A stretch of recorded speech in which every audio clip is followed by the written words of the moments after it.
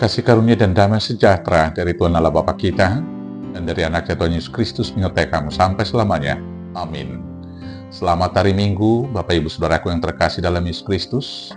Dengarkanlah firman Tuhan pada hari ini dari Mazmur 68 ayat 25 sampai dengan ayat 36. Demikianlah firman Tuhan. Orang melihat perarakanmu ya Allah, perarakan Allahku, Rajaku, ke dalam tempat kudus. Di depan berjalan penyanyi-penyanyi, di belakang pemetik-pemetik kecapi, di tengah-tengah dayang-dayang yang memalu rebana. Dalam jemaah pujilah Allah, yakni Tuhan, hai kamu yang berasal dari sumber Israel. Itu Benjamin yang bungsu, yang berjalan di depan mereka. Pemuka-pemuka Yehuda berbondong-bondong, pemuka-pemuka Zebulon, pemuka-pemuka Naftali. Kerahkanlah kekuatanmu ya Allah, tunjukkanlah kekuatanmu ya Allah, Engkau yang telah bertindak bagi kami. Demi bait-Mu Yerusalem, raja-raja menyampaikan persembahan kepadamu. Hardiklah binatang-binatang di teberau, kawanan orang-orang kuat, penguasa-penguasa bangsa-bangsa.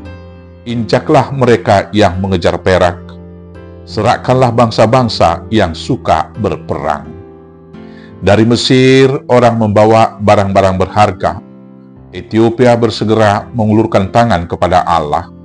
Hai kerajaan-kerajaan bumi, menyanyilah bagi Allah, bermazmurlah bagi Tuhan. Bagi Dia yang berkendaraan melintasi langit purbakala, perhatikanlah Ia memperdengarkan suaranya yang dahsyat. Akuilah kekuasaan Allah, kemegahannya ada di atas Israel, kekuasaannya di dalam awan-awan. Allah adalah dahsyat dari dalam tempat kudusnya. Allah Israel, Dia mengaruniakan kekuasaan dan kekuatan kepada umatnya. Terpujilah Allah. Demikianlah firman Tuhan. Bapak Ibu Saudaraku yang terkasih dalam Yesus Kristus, sikap manusia memperlakukan sesamanya secara umum sangat dipengaruhi oleh pengenalannya secara pribadi terhadap seseorang tersebut. Pengenalan tersebut menyangkut latar belakang bangsa. Misalnya orang-orang Indonesia cenderung lebih hormat kepada orang-orang Eropa, karena orang Indonesia menempatkan dirinya di bawah superior orang-orang Eropa tersebut. Ada juga pengenalan pribadi tentang latar belakang ekonomi. Apakah dia orang kaya atau orang miskin? Dalam memperlakukannya bisa saja itu sangat mempengaruhi sikap kita terhadap seseorang tersebut.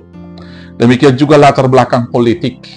Apakah dia seorang penguasa atau rakyat jelata? Dan tentunya latar belakang pribadi. Hal ini lahir dari sebuah hubungan yang intim, yang menumbuhkan rasa cinta, rasa kagum, dan rasa hormat. Dan sikap yang demikianlah yang lebih orisinil, yang tentunya positif, karena lahir dari ikatan batin yang murni, didorong oleh cinta kasih, sehingga kekaguman, hormat, dan segala hal yang baik dilakukan adalah dari dorongan hati yang terdalam. Hampir sama dengan cara kita memperlakukan sesama. Demikianlah seharusnya kita memperlakukan Tuhan yang sangat dipengaruhi oleh latar belakang bangsa. Orang-orang Yahudi jatuh kepada kesombongan rohani karena mereka merasa bahwa mereka adalah anak kandung Abraham dan mereka adalah umat pilihan Allah. Dan sebagai bangsa yang istimewa, mereka tidak mau menerima Yesus atau Mesias yang menderita di salib, karena konsep berpikir mereka, Mesias yang datang harus melebihi kejayaan daripada Raja Daud. Ada juga orang yang memahami Yesus itu dari motif ekonomi. Orang yang memiliki pengenalan tentang Tuhan yang memberi kekayaan, maka orang yang demikian hanya memuji Tuhan ketika mendapat keuntungan. Usahanya berhasil, dia lulus dari ujian, mendapat jabatan. Itulah latar belakang pengenalannya kepada Tuhan. Kemudian motif politik. Sebagian orang Yahudi dan pada zaman sekarang juga Ada yang memahami dan memandang Allah sebagai pemimpin politik dunia. Mereka memahami Tuhan harus hadir membawa kejayaan politik di dunia ini bagi para pengikut-pengikutnya. Orang Israel pada zamannya berpikir bahwa Mesias yang akan datang itu adalah yang menggulingkan pemerintahan penjajah Romawi, yang menggantikan kejayaan Daud kemudian untuk memulihkan yaitu kejayaan Israel Raya pada masa Daud. Pada masa sekarang ini ada juga orang yang memakai Tuhan dan gereja sebagai tunggangan politik untuk mencapai keinginan-keinginan politisnya. Pengenalan pribadi. Pengenalan kita akan Allah adalah yang membangun hubungan yang sangat sehat dan baik untuk mengakui semua kuasa dan kemuliaannya. Dalam pengenalan pribadi ini harus dimulai dari pengenalan umum dan kemudian dilanjutkan dengan pengenalan khusus. Pengenalan umum kita adalah ketika Allah menyatakan dirinya dari seluruh alam dan semua isi ciptaannya. Kita tahu dengan melihat matahari, gunung, bintang, dan lain sebagainya, ada kekuatan yang luar biasa yang kita sebut Allah. Tetapi kemudian ada pengenalan khusus ketika Tuhan datang dalam diri Yesus Kristus.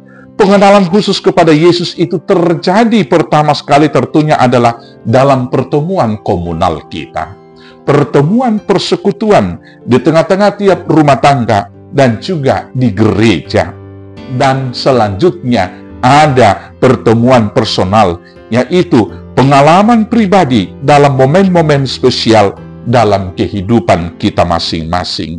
Misalnya seseorang mengalami mujizat ketika dia mengalami sakit dan disembuhkan oleh Tuhan Yesus. Bisa saja ketika dilepaskan dan diluputkan dari mara bahaya yang mungkin secara logika tidak akan mungkin lagi luput, tetapi Tuhan menunjukkan kuasanya di sana. Dan selanjutnya dalam doa-doa pribadi, kita membangun hubungan yang semakin intim. Kita semakin mengenal kuasa Tuhan dan mengenal pribadinya. Dari pertemuan dengan Tuhan secara komunal dan personal, dan dari pernyataan Allah melalui alam, ciptaan, dan pribadi Yesus, kita dapat melihat bahwa Allah yang kita sembah adalah Allah yang berkuasa atas semuanya. Dan secara khusus dalam bacaan kita dalam kitab Mazmur ini, kita diperkenalkan yaitu bahwa Allah kita adalah juru selamat. Di ayat 20 sampai ayat 24. Dalam sejarah kehidupan sangat banyak guru-guru selamat yang mengajarkan hikmat, pengetahuan, dan mengajarkan jalan bijak menuju keselamatan. Mereka hanya berkuasa untuk mengajarkan jalan tersebut, menunjukkan jalan keselamatan, tetapi tidak punya kuasa apa-apa untuk menyelamatkan kita. Di dalam Mazmur 68 ayat 20-21 dikatakan demikian, Allah adalah keselamatan kita. Allah bagi kita adalah Allah yang menyelamatkan. Allah Tuhanku memberi keluputan dari maut. Allah yang menyelamatkan kemudian hadir dalam diri Yesus Kristus. Sebagaimana yang diucapkan oleh Tuhan Yesus dikatakan dalam Yohanes 14 ayat 6 demikian. Akulah jalan dan kebenaran dan hidup. Tidak ada seorang pun yang sampai kepada Bapa kalau tidak melalui aku. Yang kedua, dalam kitab Mazmur renungan hari ini, Allah yang kita sembah itu adalah Raja. Allah Raja, dia adalah yang berkuasa atas semesta alam. Allah yang berkuasa atas hidup kita. Allah yang berkuasa atas semua ciptaan. Maka karena itu di hadapan Raja, kita harus menurut dan kemudian kita harus menghormatinya dengan bersikap baik dan memakai pakaian yang terbaik ketika menghadap Raja kita. Karena dia adalah Raja, maka semua akan tunduk bersembah sujud kepada dia. Kemudian Allah adalah Tuhan. Allah adalah sumber pengetahuan dan hikmat. Dia adalah sumber kebenaran dan hidup. Maka Allah adalah pusat spiritual bagi umat manusia. Segala tuan dan raja di bumi wajib menyembah Dia. Dengan pengenalan akan pribadi yang demikian, maka sikap kita kepada Allah yang kita sembah tersebut yang pertama adalah mengasihi. Allah yang menyelamatkan kita adalah Allah yang didorong oleh cinta kasih yang luar biasa. Dan cinta kasih-Nya itu diwujudkan dengan pengorbanan, dengan memberikan anaknya yang tunggal untuk menjadi penebusan bagi dosa-dosa kita. Di dalam Yohanes 3:16 dikatakan demikian, karena begitu besar kasih Allah akan dunia ini, sehingga Dia telah mengaruniakan anaknya yang tunggal, supaya setiap orang yang percaya tidak binasa, melainkan beroleh hidup yang kekal. Bukti kasih kita kepada Tuhan harus terwujud dengan cara yang pertama, tidak menduakan Tuhan, tidak ada ilah yang lain. Satu-satunya Allah yang kita sembah hanya Allah Bapa di dalam diri Yesus Kristus dengan pertolongan Roh Kudus. Bukti cinta kasih yang kedua adalah memberikan hidup kita sebagai korban persembahan dan ibadah kita yang sejati. Dengan memberikan hidup sebagai korban kepada Tuhan, maka di dalam hati kita harus kudus dan suci. Perkataan-perkataan kita adalah perkataan yang membangun, dan perkataan-perkataan kita adalah yang memberkati sesama dan memuji-muji, memuliakan nama Tuhan. Yang terwujud kemudian di dalam semua perbuatan-perbuatan kita yang menghasilkan buah yang baik, yang memberikan berkat kepada orang lain, sehingga kehadiran kita bermakna dan memberi pengaruh yang baik terhadap sekitar kita. Dengan demikianlah kita memuliakan Tuhan.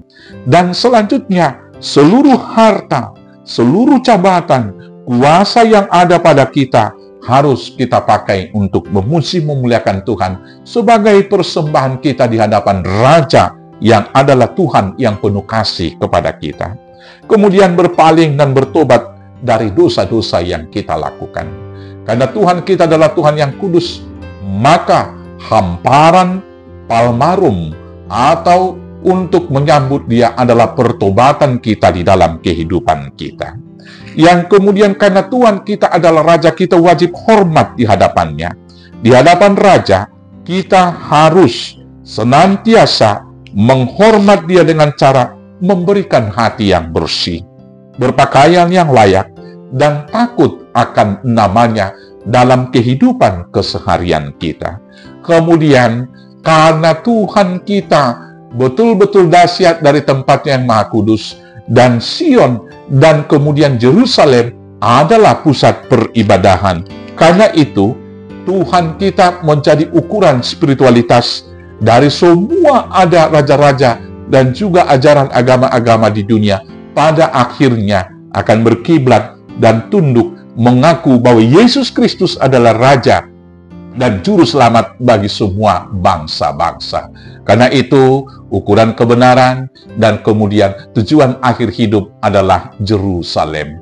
Maka sekarang, akuilah Tuhan sebagai Raja, karena Allah yang kita sembah adalah Allah yang berkuasa di bumi dan juga di surga nantinya. Selamat mengakui kekuasaan Tuhan. Tuhan Yesus memberkati. Amin. Kita bersatu dalam doa. Terima kasih Allah Bapakku yang berkuasa atas semesta alam dan juga atas hidup yang kekal.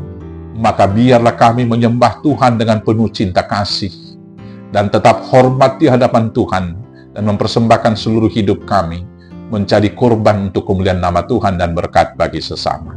Terima kasih Bapa, kuatkan kami melakukannya hanya dengan pertolongan Yesus Kristus Juru Selamat kami yang hidup. Amin. Selamat mengakui kuasa Tuhan. Selamat hari Minggu. Tuhan Yesus memberkati. Horas, horas, horas.